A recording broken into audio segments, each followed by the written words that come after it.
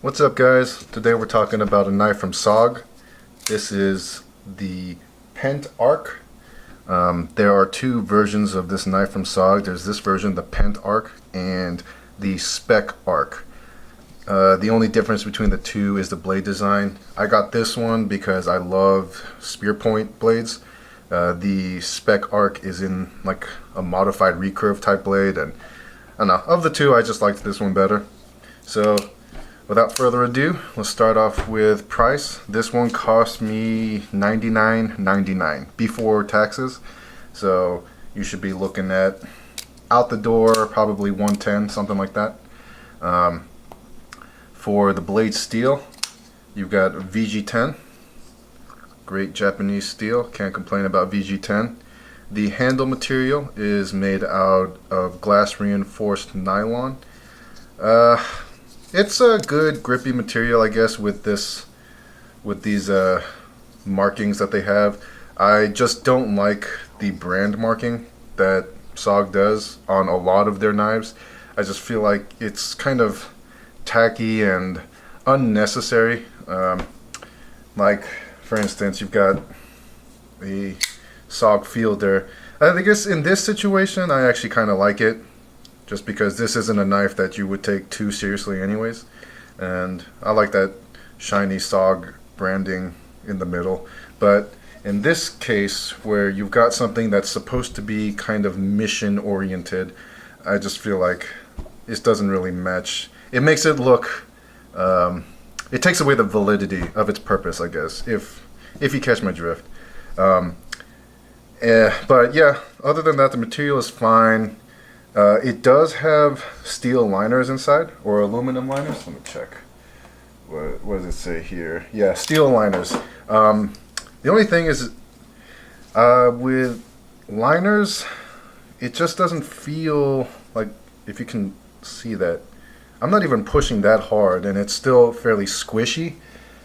Like, you've got knives from Cold Steel with just the G10 handle scales, no liners, and these are, like, I'm pushing as hard as I can and absolutely no flex. So I think this takes away from the myth that, or the assumption that knives without metal liners are weaker, because this knife with steel liners actually feels a lot weaker than my Cold Steel folding knives without steel liners.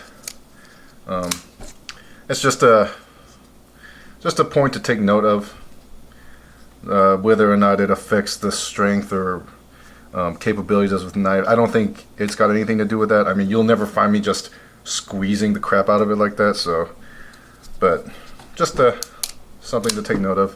Locking mechanism, you've got the arc lock. So really easy to use, one-handed, just like the axis lock and ball bearing lock from Spyderco. Ergonomics is good. It feels comfortable in the hand. Not too long, not too short.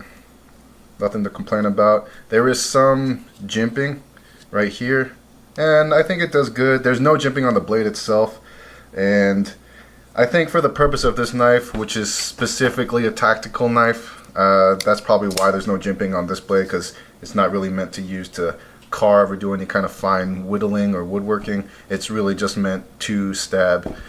So yeah, as far as that purpose goes, you know, it's good enough. And you were looking at the deployment. Deployment is buttery smooth.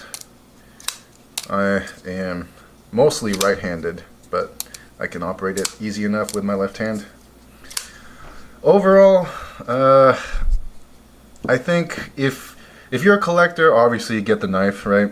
But if you are strapped for cash, or you're really just looking for the one knife, I would say pass this one, because for just a little bit more money, you can get an extremely better knife.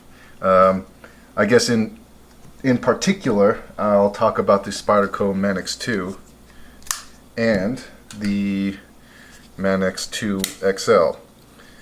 So right here you've got about $120 to $130 knife, and then $90 to $100 knife right here. excellent knives, and they just meet everything that I want in a knife. Strength, fit, and finish, quality, looks. You know, even though looks isn't the main contributor into your knife purchase, I mean, you've got something that's just absolutely beautiful, absolutely fun, but also completely practical, and useful. This one really only meets that one thing, which is tactical self-defense, and just for the price, you know, you can get way better knives.